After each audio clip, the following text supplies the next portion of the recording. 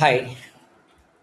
So now we are stepping into the research and advisory section, which are reserved for the admin accounts.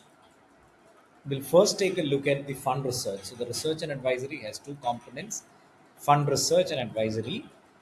The advisory is something that we've already covered as part of the advisory processes in the onboarding journey. We are now going to be taking a look at fund research. So fund research does have many modules, so we will try to stay focused, trying to break up the modules as part of the onboarding tutorial. We'll first take a look at the fund selection. And fund selection is something that is one of the most unique proposition that we are offering in FinApp. So as advisors or MFDs, if you take a step back, there are a few things that you will actually be doing as part of your advisory processes. The first is fund selection, and having selected some set of funds, between equity, debt and hybrid, commodity, etc., you would then want to sort of track the funds, because you would typically have a list of funds that you will keep recommending, that you will keep suggesting to your investors, and that is something that you would sort of keep tracking, take decisions in terms of whether to include a new fund or maybe exit another fund from the existing set of funds, etc. That is also being covered under the fund selection, which is covered under the tracking and whitelisting. We'll come to that. And the last one is creating portfolios with the set of funds that you have. Okay, so we will take the logical natural route in terms of our tutorial. First we'll come to the fund selection. We will train and teach you in terms of what are the different modules that we have in FinApp in order to help you select the best funds. The second is how do you track those funds, whatever that you funds that you've selected as part of your recommendations. And third is how will you sort of construct portfolios based on the selected funds. Okay, so these are the three parts broadly that we will cover as part of the tutorial. Uh, you know, and first, like I said, we will stick with fund selection. So under fund selection, I'm going to be teaching you, rather training you in terms of Fund Navigator and fund comparison. Fund Navigator is the most important module within the fund selection. Okay. Uh, so think of it like this, that Fund Navigator is one place that you will actually come to in terms of selecting the funds, so to say. So what does Fund Navigator do in particular? As the name itself suggests, it helps you in terms of navigating and screening and get to the funds of your choice. That is essentially what the broader use case or benefit of Fund Navigator. And here we strongly recommend you to use a fund category, or in other words, come to the Fund Navigator, select the AMCs that you're doing business with. We would recommend you to sort of select all AMCs so that you will actually be able to get to see the whole data. Select one particular asset class, let's say equity. So the moment you chose equity, you are able to see certain parameters like this, such as AUM, P ratio, expense ratio, market cap breakup, etc. So think of it like your advisory views, or think of it like the parameters that you would like to keep in order to filter down the schemes, so to say. And the next one is the fund category. So here you do have a provision to select multiple schemes, but just make sure that, at least from a purpose of filtering, choose just one category all the time in order to make your selection process extremely focused. So any category that you typically have funds for example, you will have recommended funds from your large cap category, mid cap category, small cap category, FlexiCap, etc. So you choose those one by one, and then move ahead with the move ahead with the selection process or the parameters. So as you can see here, all these parameters are here. You are expected to give an input into just one parameter as a mandatory one. Okay. So for example, if I come here and they put it as AUM, I choose AUM as a parameter, and then I'm putting 10,000. So it means that 10,000 crores minimum. It means that I'm asking the system, or I'm asking Fund Navigator to give me only those funds which has a minimum 10,000 crores of AUM. Okay, and now you can see that the submit button is enabled, and when I click on the submit button, I'm able to see a lot of data here. I'm able to see a lot of data here. So what are these funds? These are the funds which are qualifying your first parameter, which is 10,000, which means that These are the funds which are having a minimum of 10,000 crores and above. Okay, so the next step for you to sort of do it, think of it in multiple ways, that there are many funds which has come into the your parameter. So you can give additional parameters and then try to make the list, or try to make the selection very focused and very narrow, so that you're able to select better funds out of this particular thing. The second approach that you can take is you can also start taking a look at the data which is already coming. So whatever buttons that we've given here are the data for the selected funds. Okay. Now, in order to make you more process oriented, we are actually going to be getting into another other different parameters as well. So let's say that being a FlexiCap category that we've chosen, I'm saying that any fund that is there, I would ideally want to cap the large cap exposure maximum to 50, and I'm clicking on submit. So here you're actually playing around with the portfolio, you're playing around with the holdings. You would want to sort of ensure that it is like true blue flexi cap funds, so that you know you have fair representation from the large cap, mid and small cap kind of a segment. So therefore you're giving that the maximum exposure in the large cap stocks. So what are large cap stocks? These are the top 100 stocks as defined by AMFI. These are the stocks which are qualified or which are eligible or categorized as large cap stocks. So any exposure within the top 100 stocks of AMFI, and I'm giving it as a maximum of 50. I'm clicking on submit. Now, surprisingly, there is no single fund from the FlexiCap category where there is a maximum exposure to large cap. Okay, so any fund, so think of it like this, that any fund which is there today as FlexiCap, minimum would have an exposure of 50. That is what it essentially means. So if I give it as 50 here and click on submit, you get, okay. So you will actually be able to gauge the kind of portfolios, gauge the kind of holdings which FlexiCap as a category is having at this point in time by playing around with this particular field. So I'm removing this, and now I'm, let's say, getting into mid cap. Let's try to give a similar condition for the mid cap thing as well.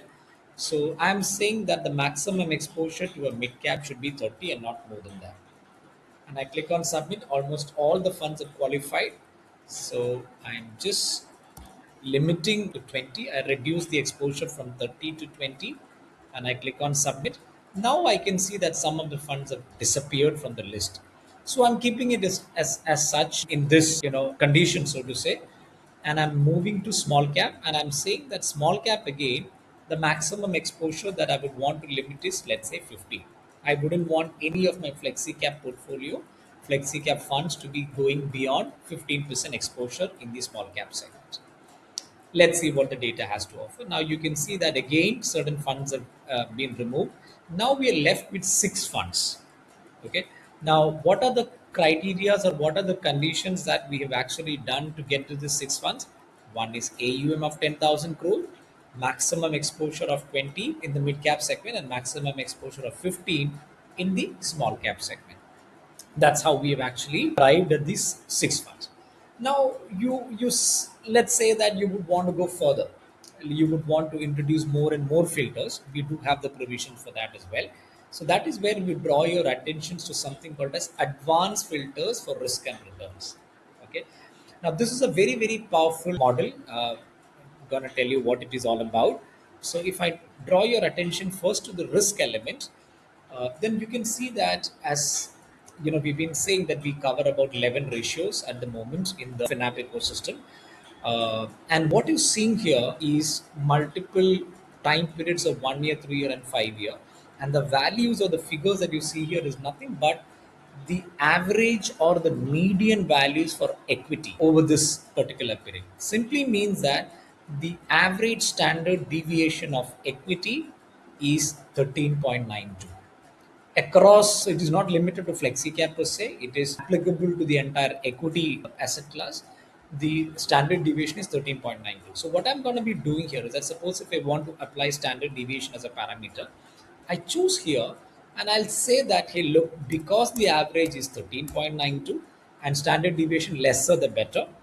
And I'm saying that, okay, look, I would ideally want to select only those funds which has a standard deviation of 12. And then let's say that I'm clicking on save, which means that I've saved that particular parameter. Let's see what the data has to say. Look, there is only one fund which is qualifying for this. The entire criteria that I've actually applied, 10,000 crores of AUM, 20% exposure to mid cap maximum, 20% exposure to small cap, sorry, 15% exposure to small cap maximum, and with less than 12% standard deviation, there is only one fund which is Parakari. So now you can see and visualize. So there's no right and wrong thing over here, but the idea is any kind of criteria that you may have in your mind, because you keep checking the returns, you keep checking the risk elements, etc., etc. uh, any kind of criteria that you may have on all of these kind of parameters, you will be able to implement those criteria or ideas in FinApp from the Fund Navigator point of view, and then get to the funds of your choice. And that's the beauty part here.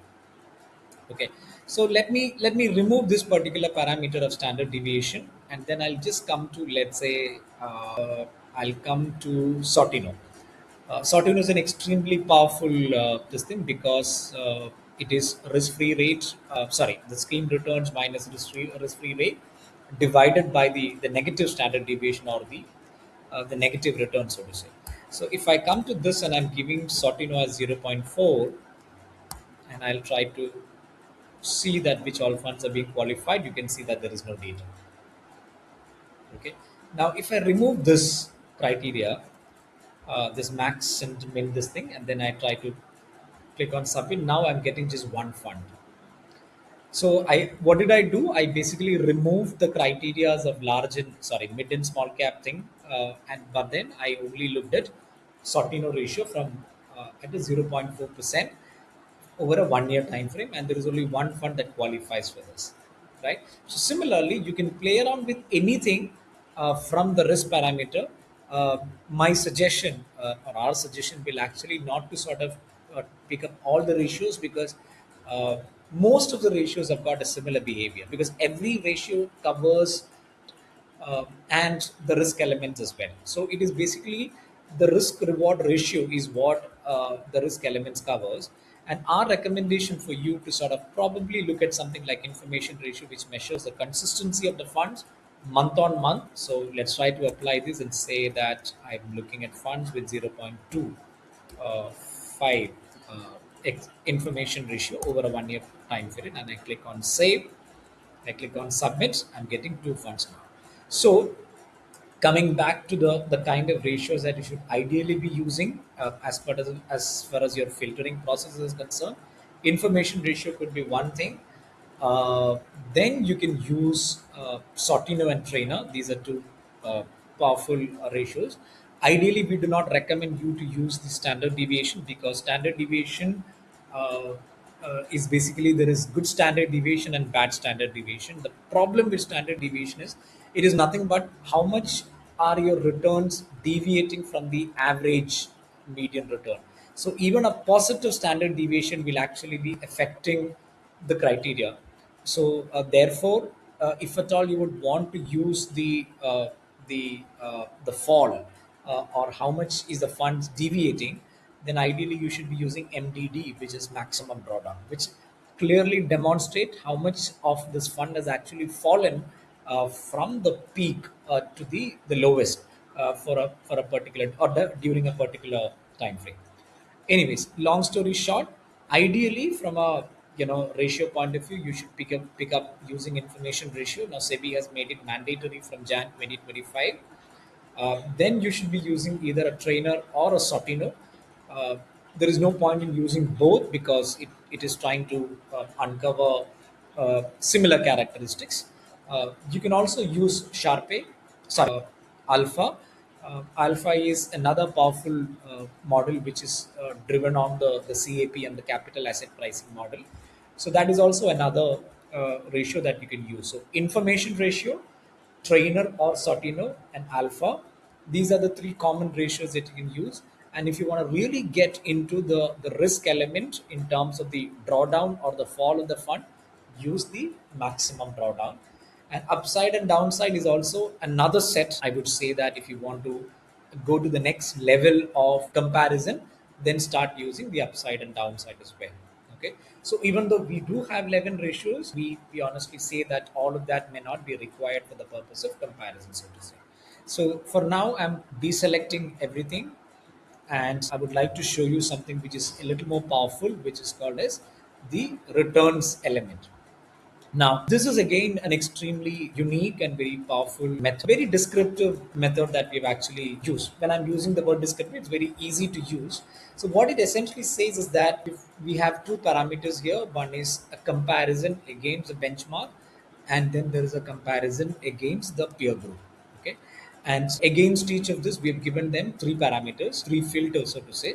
Should have consistently outperformed the scheme benchmark, should have outperformed this benchmark 75% of the time, or 50% of the time. So what it essentially means that, and you also have a time frame here, which is 1 year, 3 year, and 5 year, and you also have a frequency which is monthly and quarterly. So let me explain that how does this work. So it essentially says that, let's say if you're choosing 1 year, and if you're choosing this, should have consistently outperformed the scheme benchmark. What the system will actually look forward is that it will look for the last 12-month returns. It will compare what the fund has given against this particular benchmark, and it will only pick up those funds which is consistently beaten the benchmark 12 out of 12 months. Okay, it's a very strict, very rigid, hard kind of expectation that you have. But if you're able to sort of get that, kind of output, nothing like it. So I'm choosing 12 out of 12 or 100% this particular outcome comparison, or sorry, outperformance. I'm clicking on save, and I'm clicking on submit. As you can see, there is no data as expected, because it's, even if it is underperformed the benchmark even by 1 month, then it wouldn't get qualified. Okay. So I'm getting a little more liberal with my condition, and I'm coming to say that, okay, at least three-fourth of the time, 75% of the time, it should actually have outperformed the scheme benchmark. And I'm clicking on submit. There again, there is no data, there is no luck, because most of these. So the next time that you think about FlexiCap funds, think it in this way that in the last 12 months, there is no FlexiCap fund which is beaten its scheme benchmark 75%. That's a global rule that is come. So I'm coming to the next level, which is 50% of the time. I click on save and then see here. Now, all these seven funds have actually outperformed the scheme benchmarks by 50% in the last 12 months, right? Now, with the same returns, you can try to combine the risk aspect as well. And then you say that information ratio being 0.25, and then see. You will just one fund that qualifies for the this particular condition. Okay, so I'm removing this risk part, and because then we will have a little more data that comes to this. I come back to submit. I have the seven funds now, which is completely based on returns and this AUM criteria. And the returns is nothing but it should have outperformed the scheme benchmark at least 50% of the time. Now let's try to analyze what all data do we have for these seven funds, and how is it going to be helping you in terms of going to the next level. And let me define what the next level is. You are going to be selecting, or you are going to be bookmarking or favoriting some funds out of the seven funds, because that is the ultimate objective for you. You're going to be screening, you're going to be putting down your parameters, you're coming to a set of funds, you're going to go into the data very deeply, and from that you're going to be selecting or bookmarking one or two funds from each of the category, so that at the end of this entire process you would have a reasonably good number of funds under your whitelisted thing. And that is the essential part here. That is where it should actually be coming to. So without wasting much time, let's try to look at what are the kind of data that we are having at this point in time. So as you can see that there is primer. This primer, as the name indicates, it has a basic data. It has the AUM, the expense ratio, the benchmark, the launch date, risk profile, etc., etc. Not not very hard for you to digest. The second one is crucial. It talks about the ranking. Now, this ranking is very, very interesting for you to analyze. We've given two kinds of ranking in this particular screen. One is the returns rank. A returns rank is nothing but purely, as the name itself suggests, that what is the ranking on the basis of returns. And then there is something called as a FinApp rank, which we're going to be doing a tutorial completely based on the FinApp ranking per se. And this is you can see it over multiple time period, like 1 year, 3 year, 5 year, up till 10 years. You can actually see this. Now, the returns rank, it essentially means that over the last 3 years. So let's just take a look at, yeah, 3 year is okay. So Motilal Oswal FlexiCap Fund, purely from a returns perspective, it is ranked number two by giving 20.15% return over the last 3 years. And surprisingly or coincidentally, FinApp rank is also two. And now FinApp rank, like I said, we will definitely detailed tutorial for that. But this consists of not just about returns, it consists of 21 different parameters, which includes risk, fund manager capabilities, and AMCs, and risk elements, and so on and so forth. So that is a much more exhaustive way of analyzing a fund rather than looking at from the returns perspective. Of course, the return is one important component within the ranking framework of an app.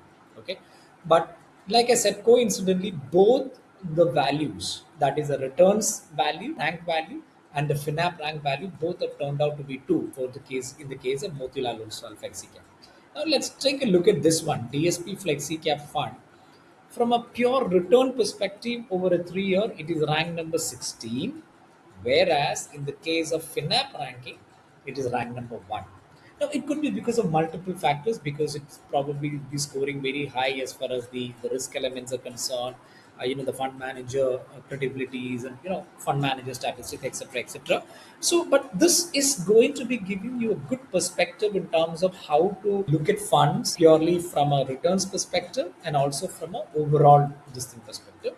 And you can also see best return, average return, and worst return from the category. All of these are at the category level, which is why the figures are exactly the same. For FlexiCap, over a 3 year period, the best fund has produced 22.54.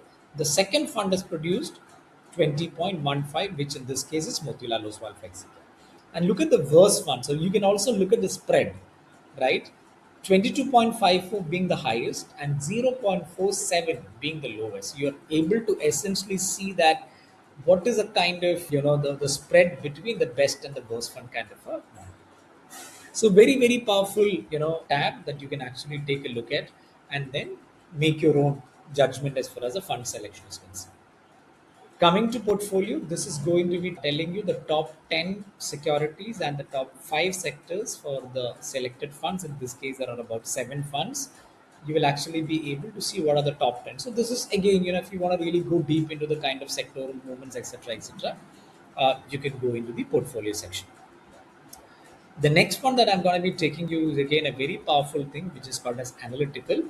You will be able to see very crucial qualitative analytical data such as price to earnings (PE). You will be able to see the asset allocation breakup.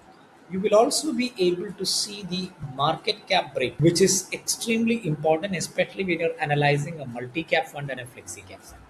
Okay, because rest of the funds, any which ways, there is a SEBI mandate that a large cap fund should have at least 65 percentage, a mid cap fund should have at least 65 percentage. Likewise, there are mandates, but in the case of flexi cap, that is the only category which doesn't have any restriction from SEBI side with respect to the market capitalization. So therefore, it becomes extremely important for you to take a look at this data point.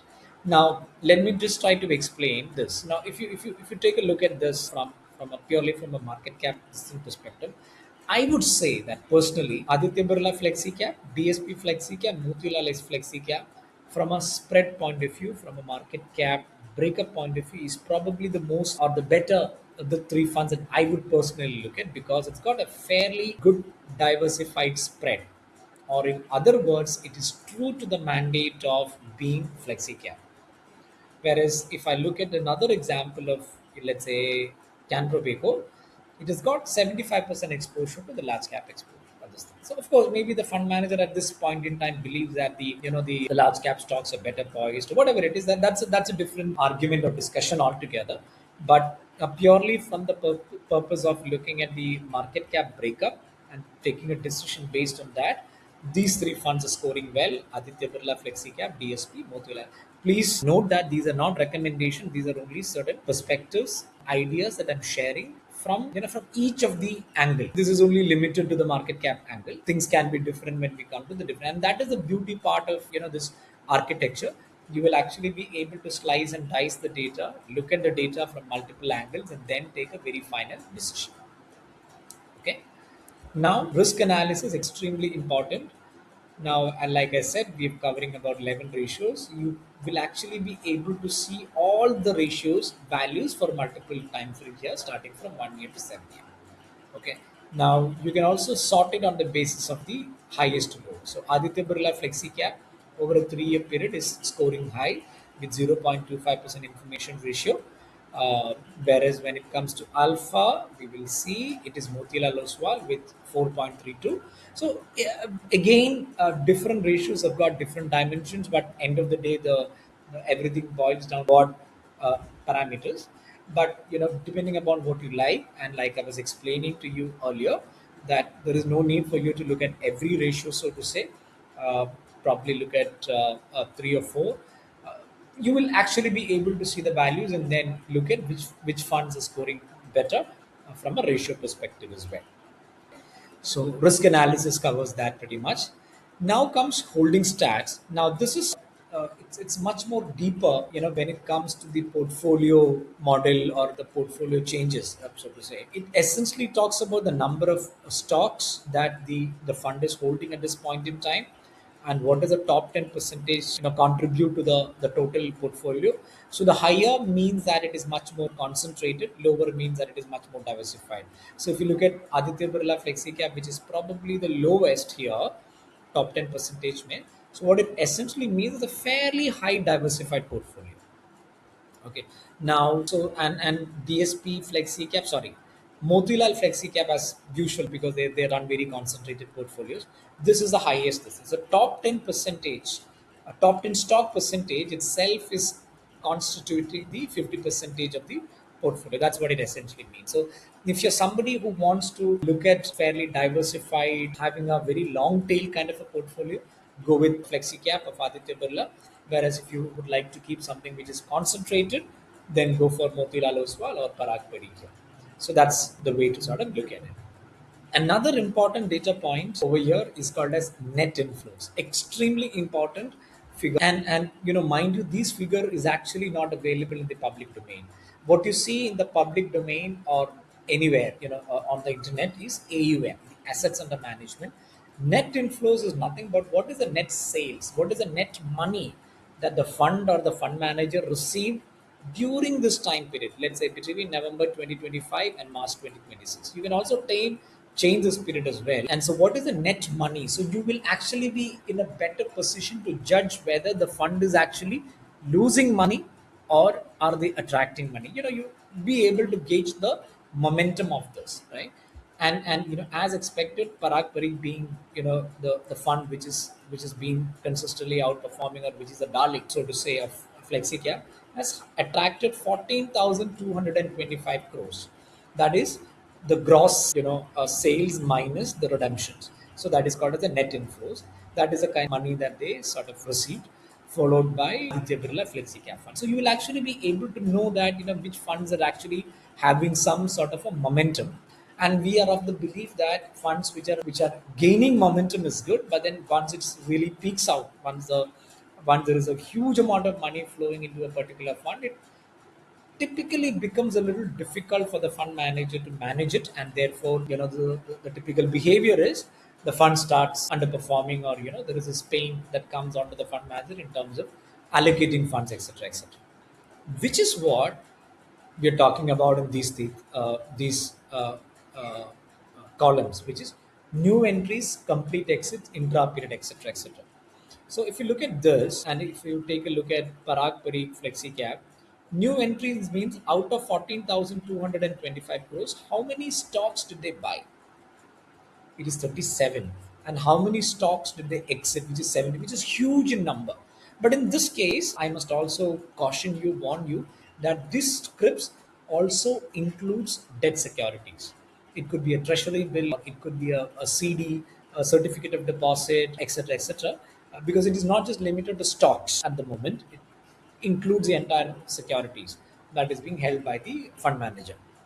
But the broader principle here is that the more number of exits, the more number of entries, and especially intra-period. Intra-period means, let's say, between November and March, they bought 17 securities and they sold these same 17 securities within the same 4 months period.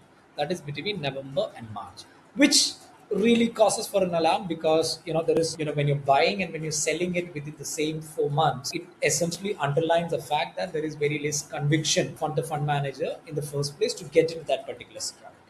Okay, so this is, like I said, it's a very powerful this thing. And we also have another section for holding stats, where you search by this particular fund. You will also be able to know that which are the stocks that has gone, which has been bought. We will come to that tutorial later.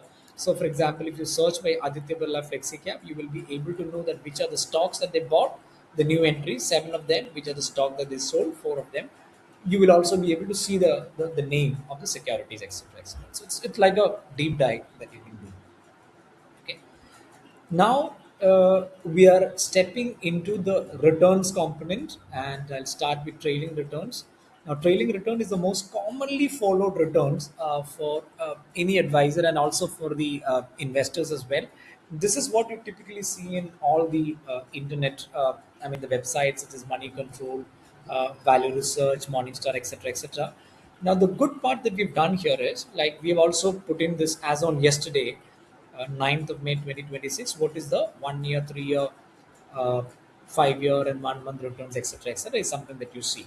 Okay, which is the same information that is going to be available in the rest of the systems as well. But over here, you also have a provision to change the date. You can pick up a date, and then let's say that I'm picking up 2024 and I'm picking Jan. Let's say as on 1st of Jan 2024, how has the funds performed? So not just limited to the latest period, you can also pick up any other period in the past and see how the returns have performed during that particular time period, is something which is not available elsewhere at this point in time. So that is something that we will strongly urge you to sort of do. And it's very interesting to see the data beyond the COVID period. So for example, if I come to 2020 and I come to April, and I click on April 1st, sorry, I'll click on April 1st. Yeah, you see how the funds are performed during that period. Okay, let's say Aditya Birla FlexiCap as on 1st of April 2020, a 1 year return was minus 29, whereas Can Robeco FlexiCap at that point in time was limited to 19.37. So is DSP FlexiCap 7, which is high beta. Take a look at. Now comes a very another interesting kind of framework from a returns point of view, which is the calendar year returns. Now, like I said, the bigger problem with trailing returns, that if you sort of take a look at it, is it is actually comparing the NAV of a fund only between two different periods.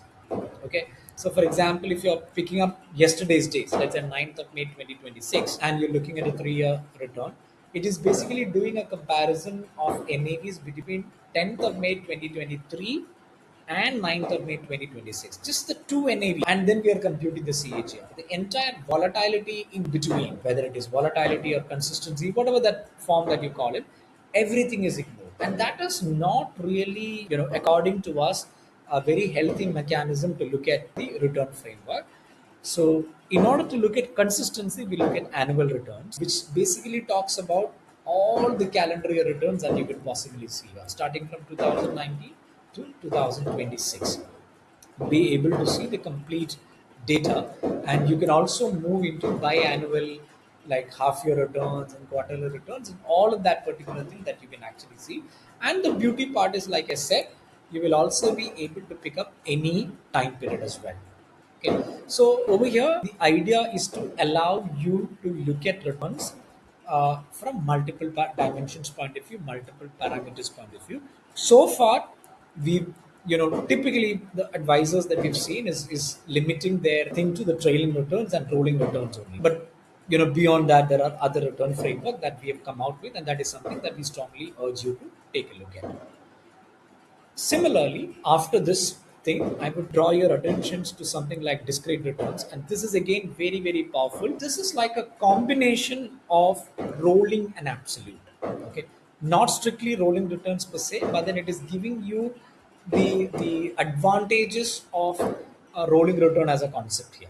So what it essentially does here is, let's say from 2025 May, that is exactly 1 year before, it is showing you month on month returns until the latest month. Okay, so that is from 2025 May until April 2026. It is really going to be getting into that consistency aspect big time. And the good part is, again, you do have different frequencies that you can take a look at: quarterly, monthly, annually, etc., etc.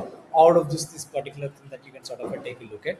This is again, I would say that is an industry first. Not many people does have this kind of a data format. Extremely powerful for you to look at, and useful if you would really want to measure the consistency, especially on a month on month level.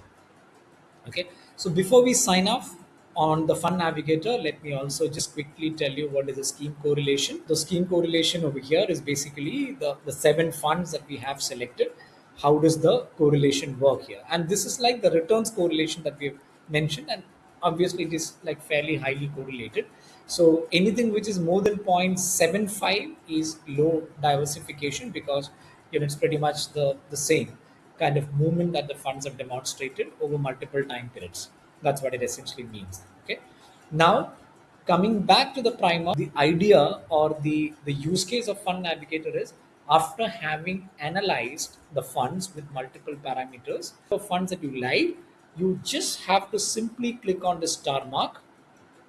Let's say I'm going to be doing the Aditya Birla FlexiCap for you. I click on the star mark. It is now added to the favorite list. We will show you how does the favorite list work, etc., etc.